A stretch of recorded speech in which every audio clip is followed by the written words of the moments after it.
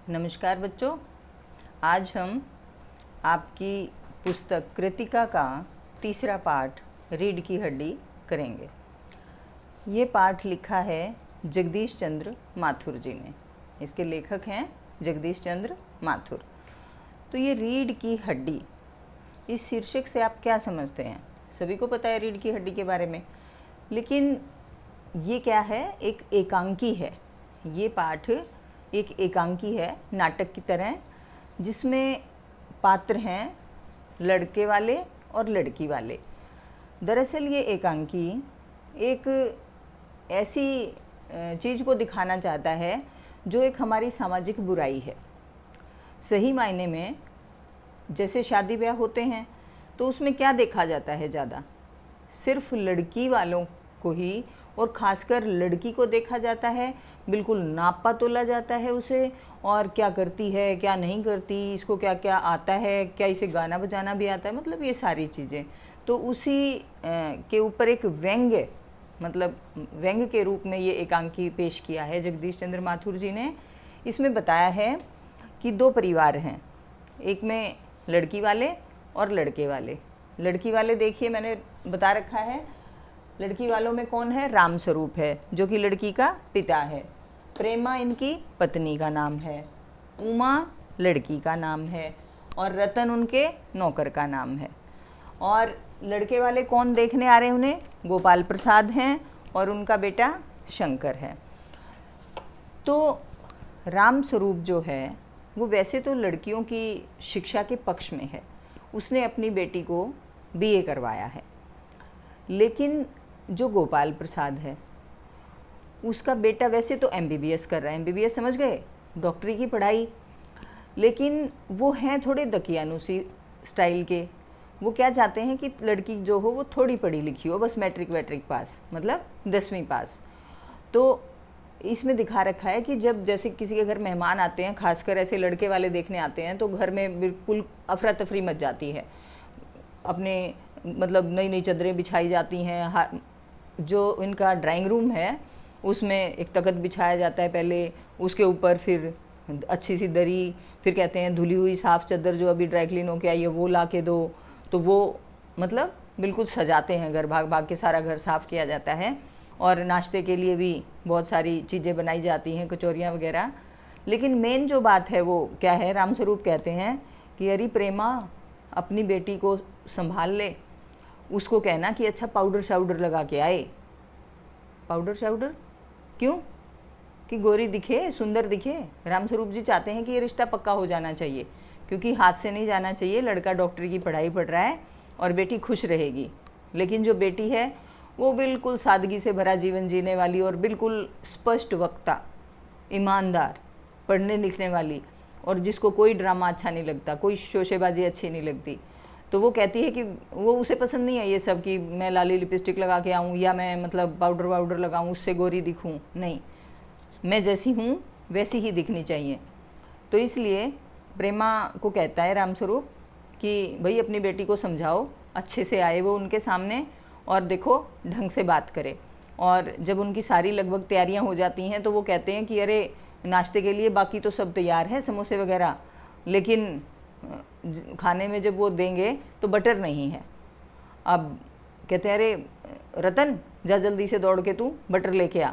तो जैसे ही रतन जाने लगता है तो दिखता है कि सामने से गोपाल प्रसाद और शंकर आ रहे होते हैं। तो कहते हैं अरे बाबूजी बाबूजी वो तो आ गए। अरे तू पीछे दरवाजे से जा, और उसको पिछले दरवाजे से भेज दिया जाता है।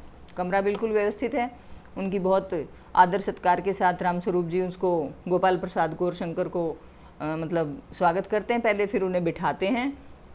और जो दिखाया गया है कि जो गोपाल प्रसाद हैं उनके चेहरे पर बिल्कुल ऐसे लालचीपन और काइयापन, जैसे पका हुआ जो कोई इंसान होता है वैसे हैं। और जो शंकर है वो क्या है? खींच नपोरने वाला सा नौजवान है और थोड़ा झुक कर चल रहा है। तो बैठ जाते हैं वो, फिर ऐसे ही जैसे बातें होती हैं तो वो कहते हैं कि भाई पढ़ाई के बारे में, जब उसके बारे में पूछते हैं रामस्वरूप जी कि हाँ भाई बेटा अब कौन सा मतलब ईयर में है, तो वो कहता है अरे वैसे तो हो ही जाता 5 साल में, लेकिन 1 साल ये बीमार पड़ गया था जिसकी वजह से इसको अब की बार पेपर देने पड़ेंगे। छुपा रहा है कुछ, क्या छुपा रहा है? वो बीमार नहीं पड़ा, कुछ न कुछ गड़बड़ हुई, या तो वो फेल हो गया या पेपर नहीं दे पाया, तो जिसकी वजह से उसका 1 साल एक्स्ट्रा लग रहा है। कोई बात नहीं, लेकिन फिर वो साथ में पूछता है, अरे हाँ ठीक है, शंकर ने तो ऐसे ऐसे किया है, लेकिन आप अपनी बेटी के बारे में बताओ, हमने ऐसा सुना है वो ज़्यादा पढ़ी लिखी, ऐसा तो नहीं है? तो रामस्वरूप जी कहते हैं, अरे नहीं नहीं नहीं, ऐसी कोई बात नहीं है। तो कहता है, हाँ हमें ज़्यादा पढ़ी लिखी लड़की नहीं चाहिए, हमें तो सिर्फ मैट्रिक पास लड़की चाहिए, कोई मेम साहब थोड़ा लानी है घर में। विचार देखिए राम गोपाल प्रसाद के, कि हमें ऐसे बिठा के थोड़ा खिलानी है, हमें तो इसके लिए पत्नी चाहिए जो सारे घर के काम भी देखे, तो और पढ़ी लिखी भी ना हो, यानी ज़्यादा पूछताछ भी ना कर सके। तो रामस्वरूप जी ऐसे कहते हैं, अरे नहीं नहीं, ऐसी कोई बात नहीं है। तभी प्रेमा को कहा जाता है कि उमा को बुलाओ। अब वो उमा को लेने के लिए जाती है, तब और उमा पान की जो वो थाली लेके आती है, तब तक इन लोगों ने नाश्ता कर लिया, जो थोड़ा बहुत देते हैं स्नैक्स टाइप, चाय वाय, वो इन लोगों ने कर ली। तो वो पान की तश्तरी लेके आती है, और उनको जैसे रिवाज होता है कि लड़की कुछ लेके आए और ऐसे परोसे, तो जैसे ही वो परोसती है तो थोड़ा सा गर्दन ऐसे ऊंची उठती है तो उसके चश्मे दिख जाते हैं। अब एकदम से उमा के चश्मे देखकर दोनों बाप बेटा चौंक पड़ते हैं, चश्मा, अरे! लेकिन तभी रामस्वरूप जी बोल पड़ते हैं, अरे रे कुछ नहीं, पिछले महीने इसकी आंख दुखनी आ गई थी, इसलिए इसको चश्मा पहनना पड़ रहा है, मजबूरी है इसकी। छुपाते हैं बात को, और वो कहते हैं, अरे हमने तो सोचा कहीं ऐसा ना हो कि पढ़ पढ़ के इसके चश्मे लग गए हों, आंखें ख़राब कर ली हों, कि नहीं नहीं नहीं, वो बात को छुपा रहे हैं दोनों ही, कि भाई अभी ये ज़्यादा पढ़ी लिखी नहीं है। फिर उससे कई प्रश्न पूछते हैं गोपाल प्रसाद कि बेटे तुम्हें क्या पसंद है, हारमोनियम वारमोनियम तो बजा लेती हो। पहले के ज़माने में ऐसा थोड़ा सा होता भी था कि चल करके दिखाइए, किसी भी लड़की को देखने आते थे। तो अब भी अगर आप लोगों ने देखा होगा, आपकी बहनें या आपकी बुआ वगैरह को जब कोई देखने आता है तो कोशिश करता है ज़्यादातर कि उसे चला कर भी देखें, मोटी पतली कितनी है, चल कैसे रही है। इवन कि कुछ लोग तो चप्पल निकलवा के देखते हैं कि फ्लैट फुट तो नहीं है, मतलब पैर इसका चपटा तो नहीं है, ऐसे ज़मीन में पूरा जिसका पैर टिक जाता है उसे, मतलब हमारे समाज में उसे मानते हैं कि मतलब ये अच्छी नहीं है, उसे ठीक दृष्टि से नहीं देखा जाता। तो इसलिए अब उमा से भी तरह तरह के सवाल करते हैं। सवालों के जवाब उमा की बजाय उसके पिता ज़्यादा दे रहे हैं। फिर क्या होता है कि अरे भाई गाना सुनाओ, चलो गा के। तो उमा हारमोनियम पे बैठ जाती है। तब तक उसने मतलब अच्छे से किसी को भी नहीं देखा, क्योंकि गोपाल प्रसाद है वो तो खुल के देख सकता है, जो शंकर है वो भी आंखें नीची करके देख रहा है उसे धीरे धीरे, लेकिन उमा ने तो देखा ही नहीं। उमा ने सिर्फ ऐसे नीची नज़रें करके और वो परोस दिया उनके सामने। फिर वो जब हारमोनियम पे बैठती है तो कहते गा के सुना कुछ, देखते हैं तुम्हें गाना आता है कि नहीं आता है। अब उमा ने गाना शुरू किया, मीरा के पद, मेरे तो गिरधर गोपाल दूसरा न कोई। और जैसे ही वो गाते हुए तल्लीन हो जाती है तो उसकी निगाहें ऊपर उठती हैं, आंखें ऊपर उठती हैं, और एकदम से देखती है तो चौंक जाती है, और वो गाना उसका रुक जाता है, बंद हो जाते। अरे रे क्या हुआ, पूरा करो। लेकिन वो फिर आगे गाती नहीं है। फिर उससे वैसे ही पूछते हैं कि भाई और क्या क्या आता है तुम्हें, सिलाई कढ़ाई आती है कि नहीं आती है, और क्या कर सकती हो, कोई इनाम विनाम मिले हों। तो वो बोलती नहीं है, जबकि उसके पिता जब जवाब देते हैं तो गोपाल प्रसाद को थोड़ा सा गुस्सा आता है। वो झुंझलाहट में कहते हैं कि अरे इसको भी तो बोलना चाहिए, इसे बोलना नहीं आता क्या, इसके मुंह में ज़बान नहीं है, हम इससे प्रश्न कर रहे हैं, ये बोल नहीं रही है, तुम बोलो। मतलब उमा को कहता है। एकदम से उमा को तो एक बात गुस्सा आ गया था, वो रुक भी गई थी गाते गाते, तो एकदम बोलना शुरू किया, मैं क्या बोलूँ बाबूजी मैं क्या बोलूँ, मैं तो भेड़ बकरियों की तरह हूँ। माँ बाप तो बच्चों को भेड़ बकरी मान, लड़कियों को खासकर भेड़ बकरी मान लेते हैं, और उनकी कीमत लगा दी जाती है। जैसे बाज़ार में जाकर मेज़ कुर्सी खरीद के लाते हैं खरीदार, तो मेज़ कुर्सी से कोई पूछता है कि मालिक पसंद आया कि नहीं आया, कोई नहीं पूछता, और उसके साथ कर दी जाती है जितनी वो कीमत दे देता है। तो यही हाल यहाँ पर है। अब गोपाल प्रसाद को भी गुस्सा आ रहा है कि ये कैसी कैसी बातें कर रही है। तो कहते हैं अरे भाई उमा चुप हो, ऐसा क्या हो गया। कहती नहीं इसमें चुप होने वाली क्या बात है, मैंने कोई और हाँ मैं पढ़ी लिखी हूँ, मैट्रिक पास नहीं हूँ, मैंने बीए किया है। और कहती है कि अपने बेटे से पूछो, अपने बेटे से पूछो इसकी रीढ़ की हड्डी कहाँ गई। ये पाठ का शीर्षक आ गया, ध्यान दिया आपने। एकदम से कहती है कि ये पिछले साल हॉस्टल में भागा, लड़कियों के हॉस्टल के इर्द गिर्द क्या चक्कर काटता घूम रहा था और इसने नौकरानी से के पैरों में गिर के माफ़ी मांगी थी और तब इसकी अच्छी वहाँ धुनाई हुई थी और माफ़ी मांगने के बाद इसे छोड़ा गया था। तो एकदम से चौंक जाता है गोपाल प्रसाद की इसका मतलब तो ये पढ़ी लिखी है लड़की। अब कॉलेज की बात कर रही है तो कॉलेज में पढ़ी होगी कि तुम ज़्यादा पढ़ी लिखी हो, तुम धोखा दे रहे थे हमें। कि हम क्या धोखा दे रहे थे, कोई गलत काम थोड़ा किया है हमने, तो भाई पढ़ाई तो की है और पढ़ाई काम आती है। अब इस बात पे कि अपने बेटे से पूछो कि इसकी रीढ़ की हड्डी है भी कि नहीं है।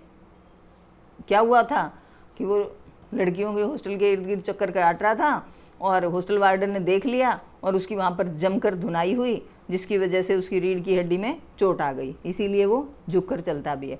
और वो मतलब गुस्से में उसकी आवाज़ गूंजती है कि रीढ़ की हड्डी है भी कि नहीं, अपने बेटे की देख लेना। गोपाल प्रसाद कहते हैं अरे हमें क्या बेइज्जती करने के लिए बुलाया था यहाँ पे। और वो उठ के चल पड़ते हैं कि हाँ हाँ जाओ जाओ, हमें नहीं ज़रूरत है ऐसे रिश्ते की। और तभी नौकर आता है कि साहब मैं मक्खन ले आया, मक्खन, अब इस मक्खन का क्या करें। तो ये था एक नाटक जिसमें जीवन की वास्तविकता दिखा रखी है कि किस तरह से लड़के वाले अपनी इच्छा के अनुसार लड़की को चाहते हैं और ये चाहते हैं कि उसने वही सब कर रखा हो जो वो चाहते हैं। लड़की की कोई इच्छा, कोई मान मर्यादा नहीं मानते वो लोग। वो सिर्फ क्या चाहते हैं कि हमारे अकॉर्डिंग रहे, हमारे अकॉर्डिंग काम करे, जबकि ये बिल्कुल गलत है। और आज की डेट में तो वैसे भी लड़का लड़की बराबर है। पहले तो पढ़ाया भी कम जाता था, अब तो लड़कियों को पढ़ाते भी हैं, घर से बाहर भी निकलती हैं, नौकरी भी करती हैं।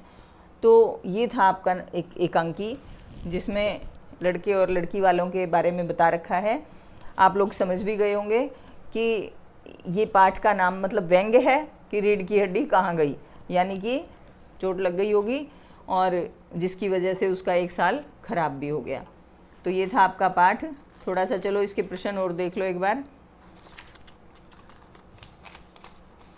देखिए इसका पहला प्रश्न है, रामस्वरूप और गोपाल प्रसाद बात बात पर एक हमारा जमाना था कहकर अपने समय की तुलना वर्तमान से करते हैं।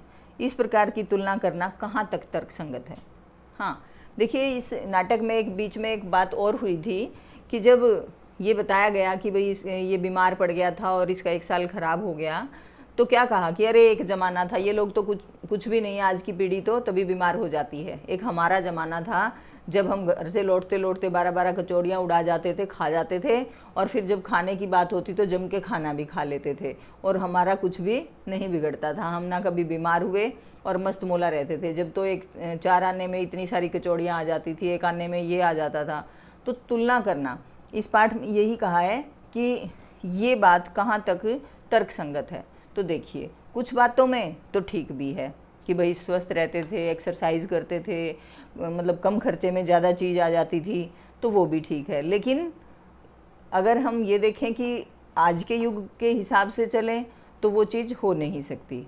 तो हम ये कह सकते हैं कि जैसा टाइम होता है उसी के अकॉर्डिंग कोई भी काम ठीक रहता है। जैसे उस समय एक्सरसाइज वगैरह को पैदल चला करते थे, आज की डेट में टाइम नहीं है, व्हीकल्स पे चलते हैं। पहले घर बैठे कुछ भी नहीं प्राप्त होता था, चिट्ठियाँ भी लेने के लिए इतनी इतनी दूर जाते थे। एक जगह डाकिया एक जगह डाल जाता था, जिस सभी गांव के या जो भी लोग होते थे वहाँ जाके पता करते थे, बिना बात टाइम भी ख़राब होता था। आज की डेट में सभी मेल और ईमेल का ज़माना है, ऑनलाइन सब कुछ हो जाता है। तो ये कह सकते हैं कि भाई टाइम के अकॉर्डिंग ही कोई चीज़ ठीक रहती है। कुछ जगह तो ये बात ठीक भी है, लेकिन कुछ जगह ये बात फिट नहीं बैठती, क्योंकि पहले तो पढ़ाते नहीं थे लड़कियों को, अब पढ़ाते हैं। तो हमारा ज़माना था ये कोई बहुत ज़्यादा ठीक भी नहीं है। दूसरा प्रश्न है, रामस्वरूप का अपनी बेटी को उच्च शिक्षा दिलवाना और विवाह के लिए छिपाना, यह विरोधाभास उनकी किस विवशता को उजागर करता है। अब देखिए भाई, वैसे तो अच्छे इंसान है रामस्वरूप जी, चाहते भी हैं कि मेरी बेटी पढ़ लिख के नौकरी करे, अफसर बन जाए और भाई एक समाज में उसका रुतबा हो। वैसे तो लड़कियों की शिक्षा के पक्ष में हैं, उन्होंने अपनी बेटी को पढ़ाया है। लेकिन जब विवाह की बात आई तो क्या होता था, आज तक भी होता है कि अगर अच्छा रिश्ता मिलता है तो लोग उसे ठुकराना नहीं चाहते। अब MBBS लड़का मिल रहा है, डॉक्टर बनेगा वो, तो इस चक्कर में इन्होंने सोचा क्या जाता है, छुपा लेता हूँ, कह दूंगा मैट्रिक ही तो किया हुआ है, क्योंकि वो उनके हृदय में भी एक बाप, लड़की के बाप का दिल है ना। तो वो चाहते हैं कि मेरी लड़की को ठीक ठाक अच्छा घर बार मिल रहा है, इसलिए सिर्फ इसलिए वो उसकी पढ़ाई को छिपाते हैं। अगला प्रश्न देखिए, अपनी बेटी का रिश्ता तय करने के लिए रामस्वरूप उमा से जिस प्रकार के व्यवहार की अपेक्षा कर रहे हैं वह उचित क्यों नहीं है। अब देखिए, अपनी बेटी का रिश्ता तय करने के लिए रामस्वरूप क्या चाहते थे। रामस्वरूप ये चाहते थे कि ये ज़्यादा ना बोले और चुपचाप उनकी बातें सारी सुन ले, चुपचाप उनकी बातों मतलब जैसे वो प्रश्न पूछें सिर्फ उन्हीं प्रश्नों के उत्तर दे दे और ढंग से बन-ठन के आए ताकि देखते ही पसंद आ जाए। लेकिन उमा ने क्या किया, उमा ने तो सारी पोल खोल के रख दी। उसने अपनी पूरी भड़ास भी निकाल दी कि भाई हम कुर्सी मेज़ थोड़ा है, आप लोग तो हमें कुर्सी मेज़ की तरह समझते हो कि खरीदार बुला लिए, देखा पसंद आए तो ले गए, नहीं पसंद आए तो छोड़ दिया। हमारा क्या दिल नहीं होता, हमें क्या चोट नहीं लगती, हमें क्या बुरा नहीं लगता। तो ये सारा हुआ। अब देखिए, अगला प्रश्न है, गोपाल प्रसाद विवाह को बिजनेस मानते हैं और रामस्वरूप अपनी बेटी की उच्च शिक्षा छिपाते हैं। क्या आप मानते हैं कि दोनों ही समान रूप से अपराधी हैं। हाँ, जब उनकी बात चल रही थी शादी की तो एक ऐसा दौर आया जिसमें गोपाल प्रसाद ने कहा कि वैसे तो ठीक है सब, भाई हमें पता चल गया आपकी लड़की सुंदर है, मैट्रिक वैट्रिक कर रखी है, कोई बात नहीं, अब बिजनेस की बात हो जाए। बिजनेस मतलब दहेज। तो क्या ये ठीक था, दहेज लेना चाहिए? तो यानी कि इस उत्तर में आप कहेंगे कि दोनों ही अपनी अपनी जगह गलत हैं। शादी एक पवित्र रिश्ता है, पवित्र बंधन में दो बच्चों को बांधा जाता है और सिर्फ बच्चे ही नहीं, उनके परिवार भी बनते हैं, एक दूसरे के घर आना जाना होता है और भी रिश्तेदारी बनती हैं। तो ये बिजनेस कहना गोपाल प्रसाद का, शादी को बिजनेस कहना बिल्कुल गलत है। और साथ ही रामस्वरूप का भी अपनी बेटी की शिक्षा को छिपाना गलत है, क्योंकि उसने कोई बुरा काम थोड़ा किया था, उसने एक अच्छा काम किया था। तो इसलिए अपनी अपनी जगह दोनों ही गलत हैं। अगला प्रश्न है, आपके लाडले बेटे की रीढ़ की हड्डी है भी या नहीं। उमा इस कथन के माध्यम से शंकर की किन कमियों की ओर इशारा कर रही है। तो वो सीधी सीधी बात है कि तुम्हारा मतलब क्या इशारा है कि देख लो इसकी रीढ़ की हड्डी है भी कि नहीं। तो एक तो ये कि भाई ये चरित्रहीन लड़का है, ये लड़कियों के हॉस्टल में चक्कर काट रहा था, तब जाके इसको चोट लगी, अपमान हुआ, ये बात बताना चाहती है। और एक ये बताना चाहती है कि ये शारीरिक रूप से वैसे ही कमज़ोर है, झुककर चल रहा है। जैसा कि वो शुरू में आया तब बताया गया था कि जो शंकर है वो झुककर चलने वाला है और खीस मतलब ही करके ऐसे हंसने वाला है। तो खीस नपोरने वाला बोलते हैं ऐसे को, कि वैसे भी वो ठीक नहीं है और जहाँ तक व्यक्तित्व है तो वो भी उसका दृढ़ नहीं है। वो मतलब बेशक वो MBBS डॉक्टर बनने जा रहा है, लेकिन उसके अंदर दिमाग से भी वो कमज़ोर है कि वो ये चाहता है कि मुझे कम पढ़ी लिखी पत्नी मिले और मैं उसके ऊपर रौब झाड़ सकूं। तो तीनों ही चीज़ उसके लिए ठीक नहीं है। अगला प्रश्न है, शंकर जैसे लड़के या उमा जैसी लड़की समाज को कैसे व्यक्तित्व की ज़रूरत है। आप बताइए, आपको उमा ज़्यादा अच्छी लगी कि शंकर अच्छा लगा। तो आप कह सकते हैं भाई हमें तो उमा जैसी लड़की पसंद है, क्योंकि स्पष्टवादी है और सादगी से जीवन व्यतीत करने वाली है, उसे ज़्यादा फैशन वैशन भी पसंद नहीं है और सच बोलने वाली है, पढ़ने लिखने वाली है। तो ये सारी बातें बता देंगे कि हमें उमा जैसी लड़की का व्यक्तित्व ज़्यादा पसंद आया। तो रीढ़ की हड्डी शीर्षक की सार्थकता के बारे में, हाँ भाई ठीक है, क्योंकि जो अगर सही मायने में ये व्यंग हमारे समाज के युवकों पर भी है। बैकबोन क्या होती है, रीढ़ की हड्डी। जो हमारा युवा वर्ग है वही तो समाज की रीढ़ की हड्डी है। समाज किससे चलता है, जो आज का युवा वर्ग है वही तो देश को संभालता है। अगर आज का युवा वर्ग कमज़ोर पड़ जाएगा तो क्या होगा, समाज, आगे आने वाला समाज भी गिर जाएगा। तो इसलिए ये व्यंग किया गया है हमारे नौजवानों पर। ठीक है, तो ये था आपका पाठ रीढ़ की हड्डी। आशा करती हूँ आप लोगों को अच्छी तरह समझ में आ गया होगा और इस व्यंग को समझ के आप इसे अपने जीवन में भी उतारने की कोशिश करना, क्योंकि जो लड़कियां हैं वो तो करेंगी ही, पढ़ेंगी लिखेंगी, लेकिन लड़कों को भी ये सोचना है कि हमें लड़की को उसकी काबिलियत के अनुसार से पसंद करना है, ना कि उसकी मतलब भाई सिर्फ वो दब के रह जाएगी या घरेलू काम कर लेगी या नहीं कर लेगी, ये बात नहीं देखनी। आप ये देखेंगे उसका व्यक्तित्व कैसा है, क्या वो पढ़ी लिखी है, बल्कि अच्छी बात होता है पढ़ना लिखना तो पढ़ी लिखी है कि नहीं, आपके कंधे से कंधा मिला के काम कर सकती है, समाज में उसका रुतबा है, तो ये सारी चीज़ें होनी चाहिए। धन्यवाद।